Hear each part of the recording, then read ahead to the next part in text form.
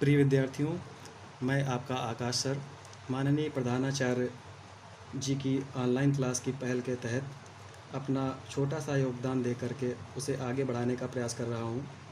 और मैं आशा करता हूँ आप सभी लॉकडाउन के दौरान इस लॉकडाउन का पालन कर अपने घर पर स्वस्थ एवं आप अपना स्वाध्याय में समय व्यतीत कर रहे होंगे। और इस ऑनलाइन क्लासेस के माध्यम से हम सभी कुछ तथ्यों पर चर्चा करेंगे, जिसमें से हम कक्षा 10वीं के गणित विषय का अध्ययन करेंगे, जिसमें पहला चैप्टर आपका जो दिया हुआ है द रियल नंबर्स के विषय में हम चर्चा करेंगे। जो आपका फर्स्ट चैप्टर रियल नंबर्स है, ये आपका कक्षा 9 में भी आप पढ़ करके आए हुए हैं, तो इसमें कुछ पहले बेसिक चीज़ों पर चर्चा करी जाएगी, जिसमें से सबसे पहला आपका आता है नेचुरल नंबर। नेचुरल नंबर से आप सभी अच्छी तरह से भली बात परिचित हैं।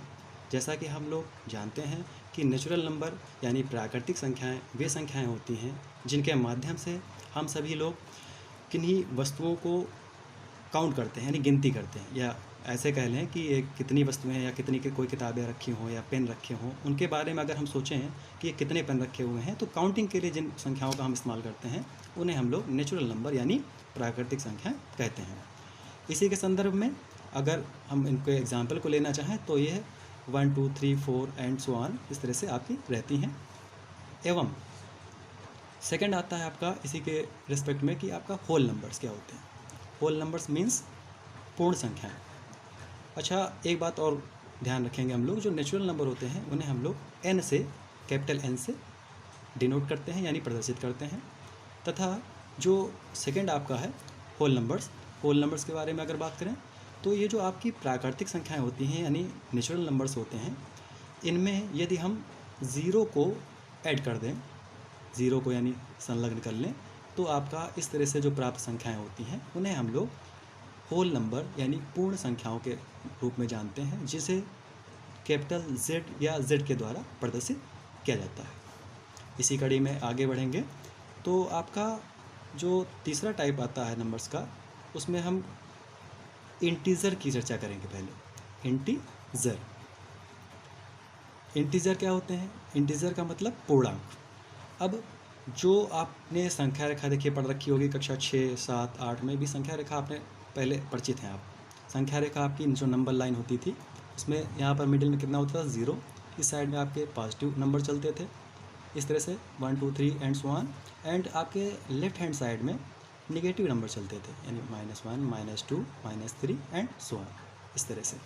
तो ये जो नंबर लाइन होती है यानी जो संख्या रेखा होती है, इस पर ज़ीरो के जो राइट हैंड साइड यानी दाहिने ओर जो स्थित संख्याएं होती हैं, इन्हें हम लोग पॉजिटिव इंटीजर यानी धनात्मक पूर्णांकों के रूप में जानते हैं। तथा जो ज़ीरो के बाईं ओर यानी लेफ्ट हैंड साइड में स्थित नंबर होते हैं संख्या रेखा पर, उन्हें हम लोग नेगेटिव इंटीजर्स यानी ऋणात्मक पूर्णांक के नाम से जानते हैं, नेगेटिव इंटीजर्स। ओके, फिर आपका यानी इससे हमको क्या पता चल रहा है कि इंटीजर जो होते हैं वो कितने प्रकार के होते हैं? 2 प्रकार के। पहला फर्स्ट जो है नेगेटिव इंटीजर और सेकेंड पॉजिटिव इंटीजर। चलिए आगे बढ़ते हैं इसी क्रम में और चौथी संख्या के बारे में चर्चा करते हैं, जो कि बहुत महत्वपूर्ण है। वो की होती है आपकी, क्या होती है? Rational numbers. अच्छा, एक चीज़ यहाँ पर ध्यान देंगे, हम लोग सम विषम यानी इवन और ऑड या प्राइम नंबर्स के बारे में मैंने चर्चा नहीं करी। ये भी, इससे भी आप भली बात परिचित हैं, तो इतना ज़्यादा डिटेल से बताने की ज़रूरत नहीं, क्योंकि आप लोग 9th में पढ़ के आए हुए हैं, ठीक है। और अगर हल्का सा बताना भी चाहें तो आपका ऐसे मोटे मोटे तौर पर आप समझ सकते हैं कि जो वे संख्याएं जो 2 से पूर्णतः विभाजित हो जाती हैं वे इवन नंबर यानी सम संख्याएं कहलाती हैं, और वे संख्याएं जो 2 से पूर्णतः विभाजित नहीं होती हैं वे ऑड नंबर यानी विषम संख्याएं कहलाती हैं। ओके, और आपका अगर प्राइम नंबर यानी अभाज्य संख्याओं के बारे में बात करें तो आपका वे संख्याएं जो स्वयं से या एक के अतिरिक्त किसी अन्य संख्या से विभाजित नहीं होती हैं, उन्हें हम लोग प्राइम नंबर्स के नाम से जानते हैं। ये सब बताने की आवश्यकता फ़िलहाल नहीं है आपको। आइए रेशनल नंबर की ओर चलते हैं। तो रेशनल नंबर जो आपके होते हैं यानी प्राकृतिक संख्याएं, ये बहुत महत्वपूर्ण टॉपिक है, इस पर ध्यान देंगे। तो रेशनल नंबर जो होते हैं कौन सी संख्या होती हैं, इनके बारे में चर्चा करते हैं। A number that can be written in the form of p by q where p and q are integer and q does not equal to 0। कहने का मतलब ये हुआ कि ऐसे संख्याएं जिन्हें हम p अपान q के रूप में लिख सकते हैं, जहां p और q दोनों ही क्या हैं, पूर्णांक हैं, तथा q आपका शून्य के बराबर नहीं हो, ऐसी संख्याओं को हम लोग क्या कहते हैं, परिमेय संख्याएं, परिमेय संख्याएं। ठीक है, अब इसके कुछ उदाहरण देख लेते हैं हम। जैसे कि एग्जाम्पल के तौर पर 1 या फिर आपका -1/2 या फिर आपका 0 या जितने भी इस तरह से अन्य उदाहरण ले सकते हैं आप, ये सभी क्या होती हैं, परिमेय संख्या होती हैं। अच्छा, परिमेय संख्याओं को पहचानने का अगर सवाल है तो यहाँ पर कुछ हम इनकी प्रॉपर्टीज़ पर ध्यान देंगे कि आखिर पहचाने कैसे हैं। तो बहुत सी कभी कभी कन्फ्यूजन्स हो जाती हैं, तो उसको क्लियर कर लेते हैं।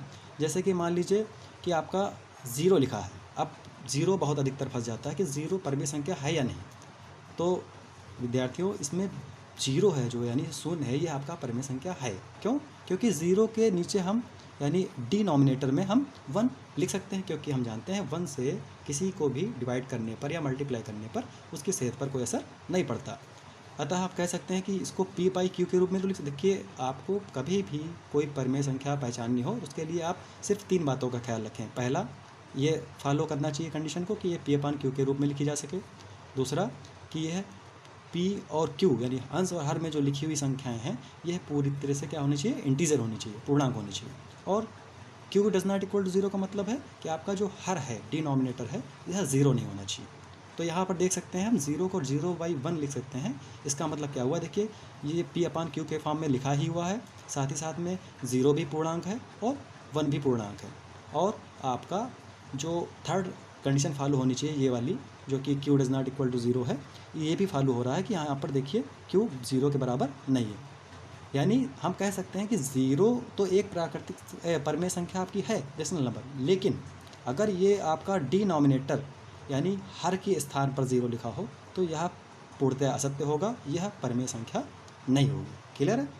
अच्छा, एक चीज़ और भी हम ध्यान देंगे, माइनस लगा हो सकता है क्योंकि इंटीजर ऋण पूर्णांक भी आपके होते हैं जो कि नेगेटिव इंटीजर होते हैं, तो ये भी एक परिमेय संख्या का उदाहरण है।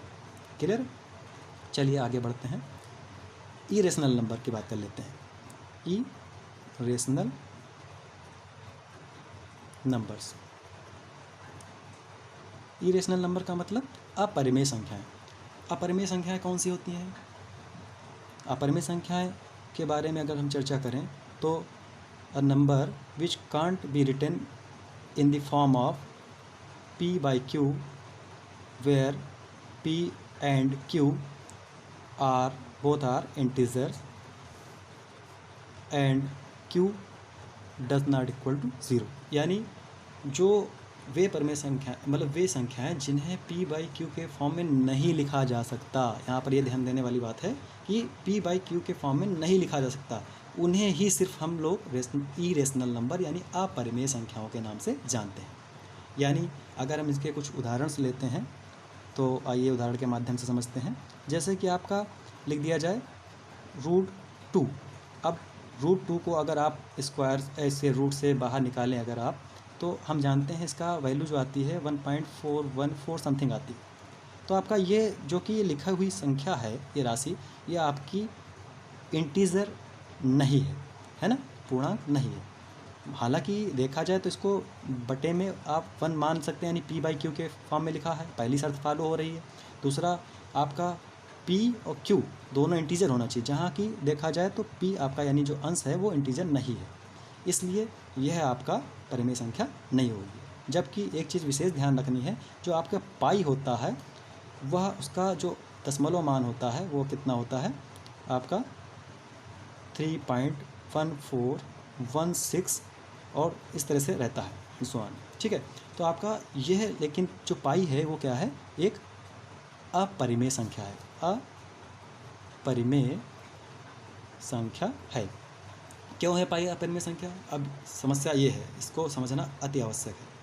चलिए अब हम इसको समझने के लिए दशमलव प्रसार के बारे में चर्चा करेंगे। यानी डेसिमल एक्सप्रेशन।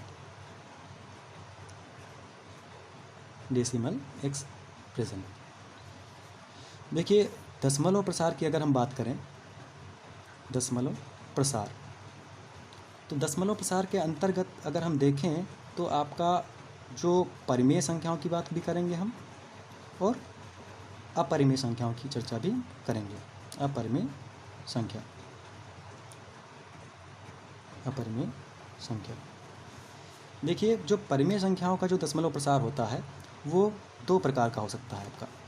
एक तो शांत और एक हो सकता है आपका अशांत एवं आवर्ती। देखिए इसको आप शांत को जो कह सकते हैं वो टर्मिनेटिंग कह सकते हैं, और अशांत एवं आवर्ती को क्या कह सकते हैं, नॉन टर्मिनेटिंग एंड रिपीटिंग। ठीक है। इसी तरह से आप अपरिमेय संख्याओं का जो प्रसार होता है वो सिर्फ और सिर्फ एक ही प्रकार का होता है, जो कैसा होता है, अशांत एवं अनावर्ती। अशांत एवं अनावर्ती। क्लियर। इसको आप non terminating and non repeating बोल सकते हैं। अब आइए इसके बारे में समझ लेते हैं। जैसे कि एग्जाम्पल के तौर पर अगर हम देखें तो पहले शांत का एग्जाम्पल ले लेते हैं। जैसे 1/2 गिवन है, इसको आफ्टर डिवीज़न आप भाग देने के बाद में कितना पाएंगे, इसका दशमलव प्रसार 0.5 आता है। तो ये जो 0.5 है, हमने देखा कि जब हम 1 को 2 से भाग देते हैं तो आप 0.2 पाते हैं इसका दशमलव प्रसार। यानी इसका मतलब ये हुआ कि यह शांत हो गया, आगे इसका भाग नहीं संभव, यानी शेष यहाँ से शून्य हो जाता है। अतः ये आपका प्रसार कैसा है, दशमलव प्रसार शांत है। अतः ये कैसी संख्या होगी, परिमेय संख्या होगी। इसी प्रकार से अगर हम अन्य उदाहरण लें तो 1/3 का लेते हैं। तो 1/3 का मतलब 3 से आप 1 को डिवाइड करें तो समथिंग आप 0.333 एंड सो ऑन पाते हैं। इसका मतलब ये हुआ कि यह देखिए कभी भी शांत नहीं हो रहा, कभी थम नहीं रहा प्रसार इसका, यानी यह कैसा होगा, अशांत होगा। और साथ ही साथ में इसमें पैटर्न बन रहा है, बार बार रिपीटिंग हो रही है संख्या नंबर्स का, इसलिए यह कैसा होगा, अशांत एवं आवर्ती। अतः यह कैसे होगी, परिमेय संख्या होगी। इसी प्रकार से हम दूसरी ओर चलते हैं, अपरिमेय की ओर। अपरिमेय संख्या में अगर देखें तो कुछ इस तरह से, जैसे कि हमने पाई की वैल्यू बताई थी आपको, इसका जो पाई का मान होता है, दशमलव मान, वो आपका 1.1415 और 6 करके इस तरह से आपका खूब बड़ा सा होता है।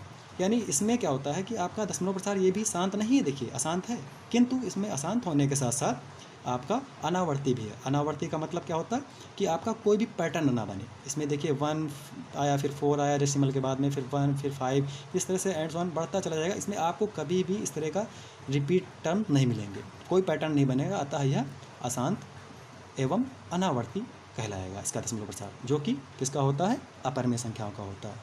क्लियर है, कोई डाउट। चलिए आगे बढ़ते हैं। यदि किसी को इस दौरान कोई भी समस्या होती है या किसी भी क्वेश्चन कोई दिमाग में मड़ रहा हो तो उसके लिए आप इस पर कमेंट भी कर सकते हैं। आप खुलकर अपनी समस्या का समाधान कर सकते हैं। जो भी प्रॉब्लम होती है वो आप कांटेक्ट करें तत्काल। ठीक है, चलिए आगे बढ़ते हैं।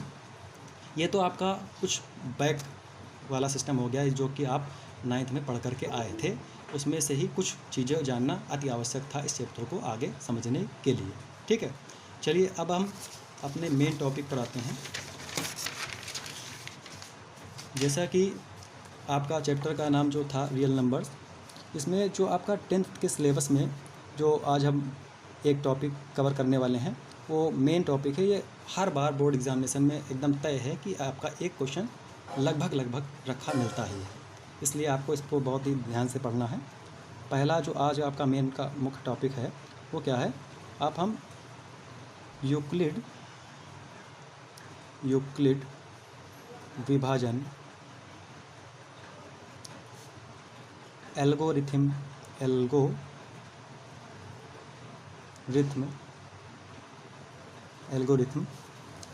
यूक्लिड विभाजन एल्गोरिथम द्वारा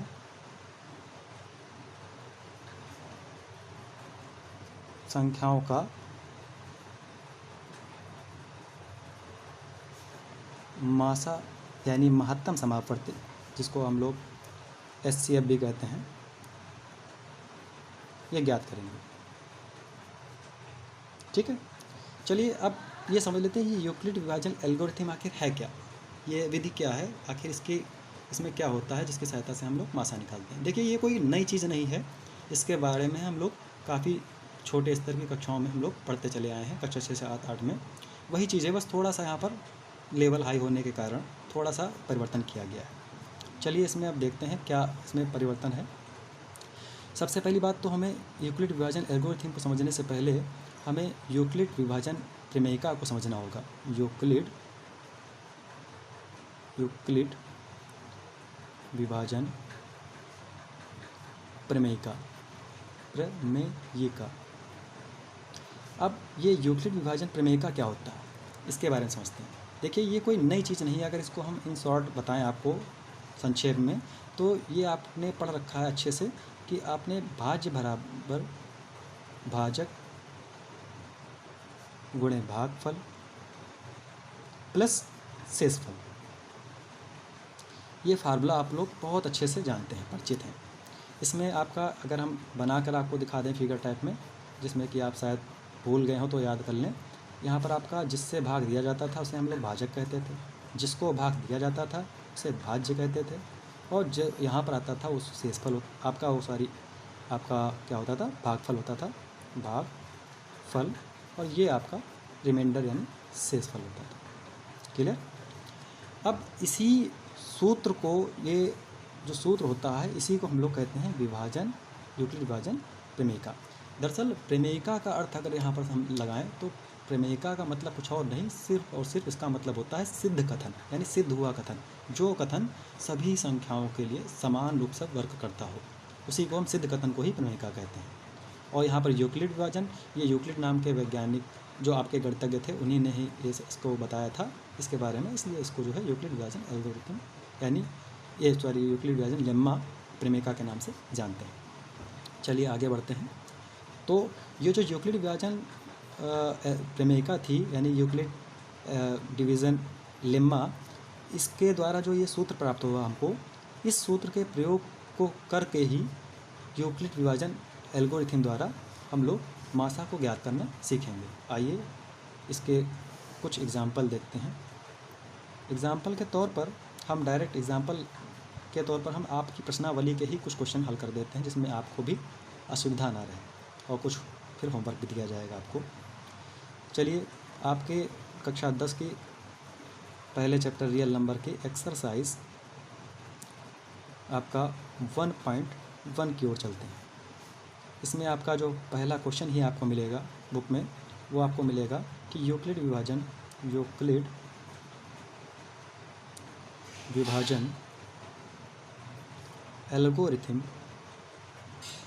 एल्गोरिथम के द्वारा निम्न का मासा ज्ञात कीजिए, ज्ञात करें। जिसका जो आपका पहला का खंड दिया हुआ है, इसमें जो संख्याएं दी हुई हैं ये आपकी कौन सी दी हुई हैं, 135 एंड 225। आइए इसको हम समझते हैं। देखिए यूक्लिड विभाजन एल्गोरिथम के द्वारा कभी भी हमें मासा निकालना होगा तो हम सिर्फ और सिर्फ एक चीज़ पर ख़ास तौर पर पहले फोकस करेंगे। यानी सबसे पहले हम लोगों को कुछ नहीं करना, चाहे आप साइड में कर लीजिए इधर, यानी आप इसको रफ कार्य मत समझें, ये एक आवश्यक इसका अंग रहेगा, लेकिन आप चाहे साइड में कर ले ज़्यादा बेटर रहेगा, या फिर आप यहीं पर भी कर सकते हैं। ठीक है, मैं आपको साइड में करके दिखा देता हूँ, जिसमें कि हमारा मेन जो चीज़ है वो सुरक्षित रहे। यहाँ पर हमको 135 और 225 का निकालना था मासा, वो भी यूक्लिड विभाजन के द्वारा। तो इसमें हम लोग सबसे पहले क्या करते हैं, जो भाग विधि से हम लोग मासा सीख चुके हैं पहले कक्षाओं में, सिर्फ उसी का ही अनुपालन करते हुए हम लोग इन दोनों संख्याओं में से जो सबसे छोटी संख्या होती थी उसको नोट करेंगे यहाँ भाजक के तौर पर, और जो बड़ी संख्या है उसको भाज्य के तौर पर नोट करेंगे, और भाग विधि द्वारा मासा निकालेंगे। देखिए अब मासा निकालते हैं, सभी को पता भी है फिर भी देख लेते हैं। 135 आपका भाजक है और 225 क्या है, भाज्य। तो अब इसको भाग ही देना नॉर्मल सा, सभी लोग जानते हैं अच्छे से। तो 135 को कितनी बार ले सकते हैं? देखिए, इसको अगर आप कभी कभी बड़े संख्या आएगी आगे चल करके तो दिक्कत ना रहे, तो इसके आप ज़्यादा अच्छे से इसको समझने के लिए आप पीछे का एक अंक इसका हाइड करिए, छुपा लीजिए, और एक अंक इसका भी छुपा सकते हैं। दोनों का अंक एक अंक छुपा कर देखिए, यहाँ 13 है, यहाँ पर 22 है, यानी 13 और 22। इससे आप अंदाज़ा लगा सकते हैं कितना होता है। 13 दूनी 26, 26 जो कि ज़्यादा हो रहा है, इसलिए आप 1 टाइम ले जाइए। कितना हो जाएगा? 135। After subtracting you will get 5 में से 5 जाएगा आपका 0, यहाँ पर 12 हो जाएगा, 12 से 33 लेस कर दीजिए, कितना हो जाएगा? 9। यहाँ पर कुछ नहीं। अब मासा देना तो चूँकि जानते हैं, इसको हम क्या बना देते हैं? भाजक के तौर पर इस्तेमाल कर लेते हैं, और ये जो यहाँ पर जो भाजक होता था उसको हम लोग भाज्य के रूप में इस्तेमाल करेंगे। ठीक है, फिर से वही प्रक्रिया दोहरानी रहेगी, जब तक कि दोहराते रहेंगे जब तक कि शेषफल शून्य ना प्राप्त हो जाए। अब 90 से 135 को भाग देंगे तो अब आपका ये भाजक ये हो जाएगा और ये भाज्य हो जाएगा। तो अब देखिए कितना जाएगा, ये भी 1 टाइम जाएगा, कितना हो जाएगा? 5, और यहाँ पर आपका कितना रहेगा? 4। फिर अगेन वही काम करेंगे, दोहराएंगे कि इस भाजक को यहाँ पर भाज्य के स्थान पर लिख देंगे। तो ये कितना हो जाएगा? 45 दूना 90। इस प्रकार आपका ये भाग के द्वारा मासा की प्रक्रिया संपन्न हुई। अब इसी मासा को हम बस यहाँ पर इसी मासा का प्रयोग कर करके यहाँ पर इस जो ऊपर सूत्र बताया गया था यूक्लिडियन प्रमेय वाला, इसका इस्तेमाल करके इस मासा को लिख देंगे। वही आपका, हमें ये तो पहले ही पता चल जाता है कि इसमें आंसर क्या होगा। आंसर तो एट लास्ट जो आपका लास्ट टाइम जो होता है भाजक, वही मासा होगा। यानी मासा तो क्लियर है कि मासा कितना आएगा, मासा क्लियर एकदम कि 45 ही आएगा, हमें आंसर पता है। बट हमें यूक्लिड विभाजन एल्गोरिथम के द्वारा मासा निकालना था, इसलिए जो है हमें ये स्टेटमेंट ज़रूर जारी करना पड़ेगा। ठीक है, चलिए आइए बढ़ते हैं आगे। तो इसी क्रम में सबसे पहले तो हमें यहाँ हेडिंग डाल देनी होगी कि यूक्लिड विभाजन एल्गोरिथम द्वारा, और हम सभी लोग जानते हैं यूक्लिड विभाजन एल्गोरिथम द्वारा मासा निकालने के लिए सबसे पहले तो हमें सूत्र लिखना पड़ता है। किसका? यूक्लिड विभाजन प्रमेयिका का जो सिद्ध कथन है वो क्या था? भाज्य बराबर, एक बार लिख लेंगे जिसमें कि ध्यान रहे, बाकी आप अपना जब याद हो जाए तो उसको लिखना कोई ज़रूरी नहीं है। भाज्य बराबर भाजक गुणे भागफल और प्लस शेषफल। चलिए अब पहला वाला भाग हम देखते हैं। जो आपका पहला भाग आया था 135 से जब 225 को भाग दिया था, तो आपका यहाँ पर जो भाज्य है, भाज्य का काम कौन कर रहा है? 225। तो यहाँ पर 225 राइट डाउन करिए। उसके बाद में फिर यहाँ पर भाजक, आपका भाजक कितना था? 135 मल्टीप्लाई बाई भागफल कितना था आपका? परसेंट था आपका 1, प्लस रिमाइंडर कितना था आपका? 90। अब यहाँ पर यह है प्रक्रिया तब तक कि हम दोहराते जाएंगे जब तक कि आपका शेष क्या ना हो जाए, शून्य ना हो जाए। यानी यहाँ पर हम देख रहे हैं चूँकि आपका जो शेष है यानी रिमाइंडर है, इसको आर से लिखते हैं, ये आपका क्या है? शून्य के बराबर नहीं आया, 90 है, इसलिए शून्य के बराबर नहीं, यानी r does not equal to 0, remainder 0 के इक्वल नहीं है। अतः इस प्रक्रिया को हम पुनः दोहराएंगे, यानी अगेन इसी फार्मूला यानी यूक्लिड विभाजन प्रमेयिका का इस्तेमाल करते हुए पुनः यही प्रक्रिया दोहराएंगे, यानी दूसरे वाले भाग की ओर चलेंगे, जिसमें कि भाज्य का काम कौन कर रहा है? 135, और भाजक का काम कौन कर रहा है? 90, और भागफल 1 है, और शेषफल कितना है? 45। इसको भी इसी फार्मूले में सेट करके रख देंगे। तो यहाँ पर सबसे पहले कितना लिखना होगा? अगेन पुनः करके आपका भाज्य कितना होगा? 135, भाजक कितना होगा? 90, और गुणे भागफल कितना होगा? 1, प्लस आपका शेषफल कितना था? 45। अगेन हम देख रहे हैं यहाँ पर आपका जो आर है, शेष है, वो 0 नहीं है। फिर लिख देंगे अगेन आपका r does not equal to 0। अतः पुनः वही प्रक्रिया और अपनाएंगे आप। अगेन इस प्रोसेस को रिपीट करेंगे, यानी अब आपका उसके आगे का जो भाग वाला है उसको देख लेते हैं। इसमें भी आपका क्या है? ये भाज्य है, ये भाजक है, और ये आपका भागफल है, और ये शेषफल है। तो इसको फिर से हम यूक्लिड विभाजन प्रमेयिका की मदद से लिखेंगे। भाज्य यानी 90 बराबर भाजक 45 मल्टीप्लाई बाई भागफल, यानी आपका क्या? 2 प्लस शेषफल, यानी यहाँ पर शेषफल कितना है 0, ठीक है। तो यहाँ पर शेषफल 0 आ गया, बस आपकी प्रक्रिया कंप्लीट हो गई, एक क्वेश्चन कंप्लीट हो गया। अब यहाँ लिख देंगे क्योंकि r इक्वल टू 0 यानी शेषफल 0 है, अतः यानी इसलिए HCF of 135 and 225 will be equal to 45। It is your answer, ठीक है। अब यहाँ पर आपका यह क्वेश्चन का हल पूर्ण हुआ, ठीक है। अब नेक्स्ट आपका इसका खंड खा भी दिया हुआ है, इसकी ओर आगे बढ़ते हैं। खंड खा में आपके जो अंक दिए हुए हैं यानी संख्याएं दी हुई हैं, तो कितनी कितनी दी हुई हैं 196 व कितना दिया हुआ है आपका 38,220, ठीक है। अब यहाँ पर आप देखें ध्यान से तो बहुत काफ़ी लार्ज नंबर लग रहा है, तो आपको कोई डिफ़िकल्टी नहीं होनी है। सेम उसी तरह से आपको करना है, फॉलो करना है उसको कि 196 से आप क्या करेंगे, इसको भाग देंगे, छोटी संख्या से बड़ी संख्या को भाग देंगे, और इसको आप जैसे नॉर्मल भाग देते हैं वैसे आप रफ कार्य पर कर सकते हैं, पूरा भाग देते जाएं और देख लें कितनी बार जाएगा। फ़िलहाल यहाँ पर जब प्रयास आपको हो जाएगा, अच्छे से कर लेंगे, तो आप अभ्यास करने के पश्चात पुनः आप हमारी ही तरह एक्सपर्ट होकर के जल्दी जल्दी लगाने लगेंगे। इसमें खैर कोई सोचने जैसी बात नहीं, आप इसे लंबी सी विभाजन प्रक्रिया के द्वारा भी समझ सकते हैं, अपना कर लीजिएगा। यहाँ 196 से जब इसको हम डिवाइड करेंगे तो ये टोटल 195 बार जाएगा और यही आ जाएगा सेम, ठीक है। करके देख लीजिएगा, कोई दिक्कत होती है तो हमसे संपर्क करें। यहाँ पर आपका शेषफल 0 बचेगा और ये एक ही चरण में संपन्न हो जाएगी। यहाँ पर भी वही लिखना होगा कि यूक्लिड विभाजन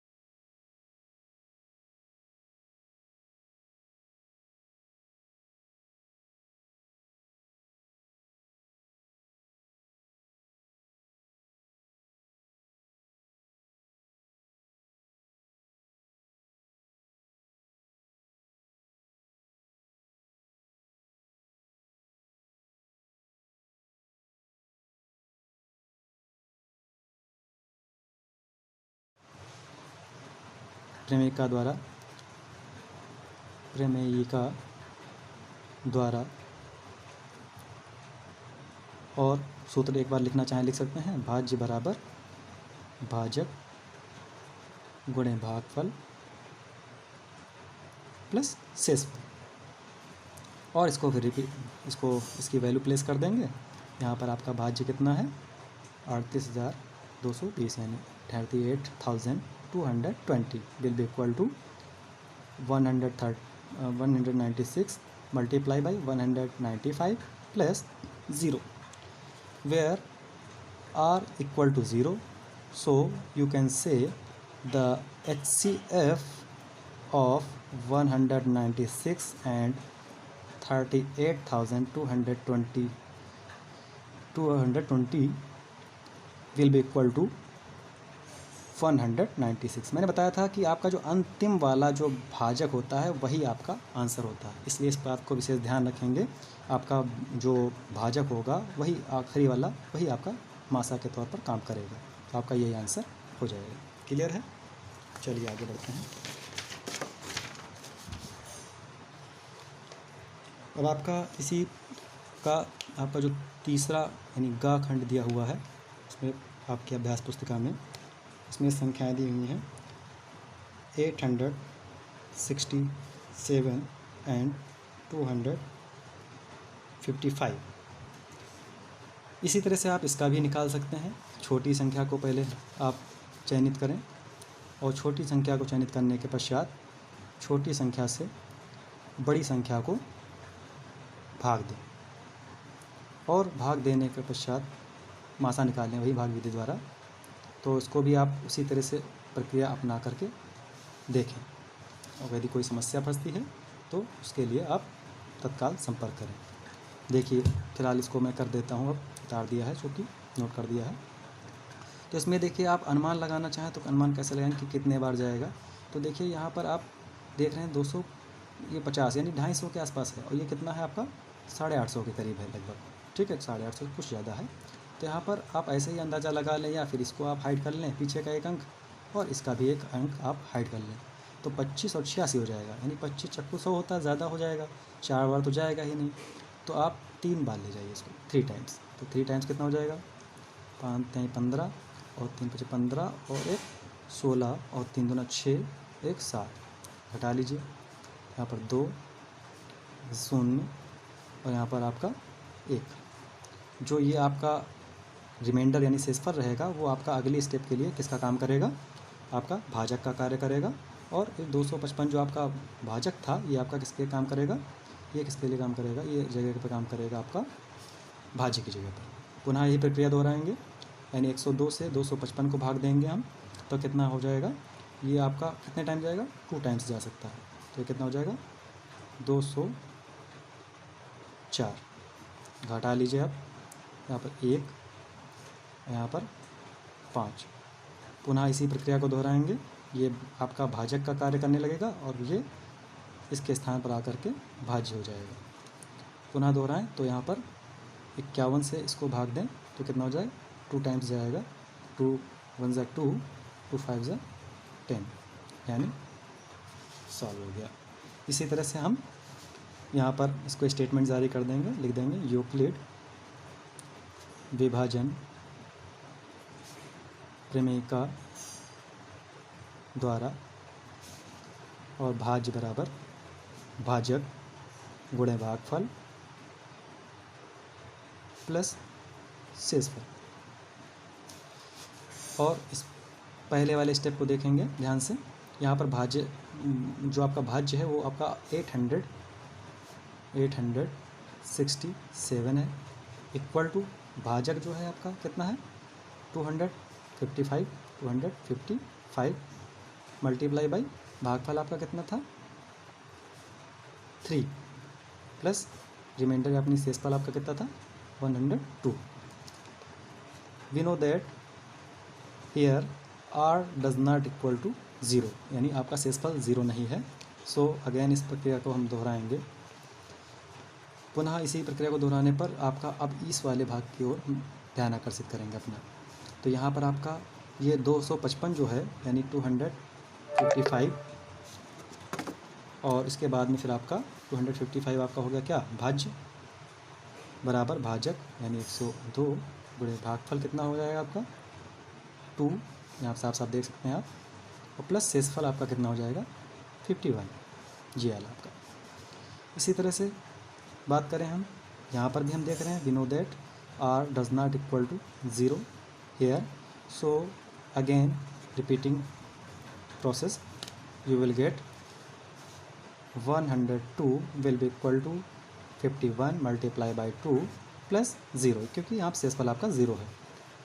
we know that here r equal to 0, so you can say the HCF of 867 and 255 will be equal to 51 यानी लास्ट टाइम वाला जो आपका भाज्य होगा।